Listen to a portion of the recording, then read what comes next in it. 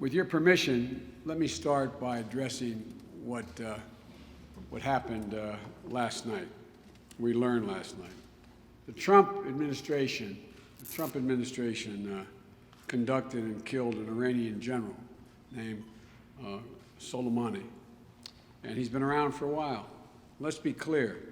General Soleimani was the architect of behind the slaughter of countless lives in the region.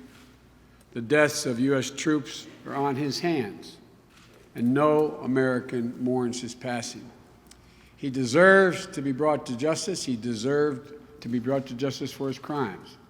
But no matter how rightly reviled he was in the West, he was a senior figure of the Iranian government.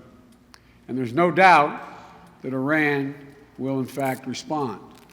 Indeed, they've already vowed vengeance. This is all happening against the backdrop of a region that's on the edge of another major war. The risk that's been made much worse by President Trump's own policies. This is and was an enormous escalation, and it follows a string of dubious actions that President Trump has taken that have drastically increased the prospects and the risk of war with Iran and danger to Americans. Trump tore up the nuclear deal that we had negotiated and was working, a hard-nosed diplomatic agreement that halted Iran's nuclear program and ratcheted down tensions in our relations with Iran. And instead of replacing that agreement, as he promised, with a better deal, the fact is he abandoned diplomacy, alienated our allies in Europe and in the region, and instituted an extreme sanctions regime against Iran.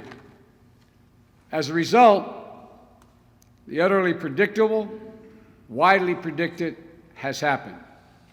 Iran's nuclear program is once again moving forward. Increased provocation in the Gulf region against Saudi oil facilities and other things have already happened.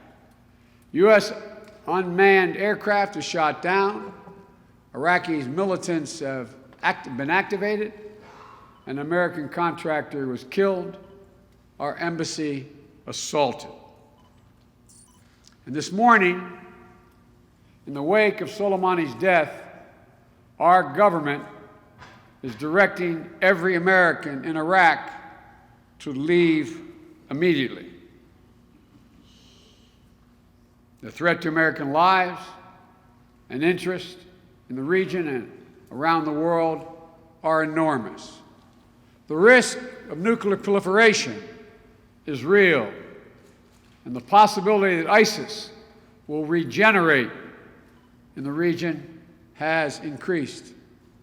And the prospects of direct conflict with Iran is greater than it has ever been. So the question is, do Donald Trump and his administration have a strategy for what comes next? Have they thought through and planned for a wide range of retaliatory and asymmetric actions that will almost certainly see from Iran in the near term? In Iraq, militants may target our embassy again, our diplomats, and American civilians. Other than telling Americans to get out, what is the administration's plan to protect them? How are we shoring up our embassy and preparing for evacuations? What is our plan if Iraq, who has been our partner in the counter-ISIS campaign, demands that we leave? The Iraqi people won't want to be a country used as a setting for a proxy war between the United States and Iran. And what about American assets, diplomats, personnel, and partners throughout the region? You know, we could be targeted anywhere, the Quds Force has a capacity, including with Hezbollah in Lebanon? Are we prepared to counter the possibility of multiple Iranian attacks by multiple means against multiple targets in multiple regions of the world? Have they thought it through? More actions against oil infrastructure in the Gulf? Possibly.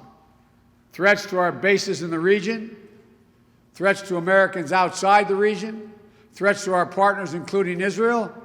Cyber actions against U.S. interest? Acceleration of nuclear developments? Most importantly, do we have a strategy to prevent these eventualities, de-escalate tensions so that it does not become a march to war? And who among our allies is with us? Unfortunately, nothing we have seen from this administration over the past 3 years suggests that they are prepared to deal with the very real risks we now confront. And there's no doubt the risks are greater today because of the actions Donald Trump has taken, walking away from diplomacy, walking away from international agreements, relying on threats of force. We don't have the kind of risk and provocation cycle when the nuclear deal was still in place, but it exists now. Our administration said the goal of maximum pressure was to deter regional aggression, negotiate a better nuclear deal. Thus far, they have badly failed on both accounts. Now the administration has said the goal of killing Soleimani was to deter future attacks by Iran. But the action almost certainly will have the opposite impact. This morning, we could be on the brink of a new kind of major conflict in the Middle East. And we'll likely see Iran ramping up its nuclear enrichment in the coming days, putting an extremely dangerous problem that our administration had solved and put on the back burner back on the table. I hope the administration, I pray the administration has thought through the second and third order consequences of what they have chosen. American lives and global stability are at risk. So, without passing judgment, I pray that this time he listened to his commanders. This time there is an overall plan. I have no love lost for Soleimani. I've spent many days and weeks and months in the region. But we have to know what the second and third iteration of what's about to come.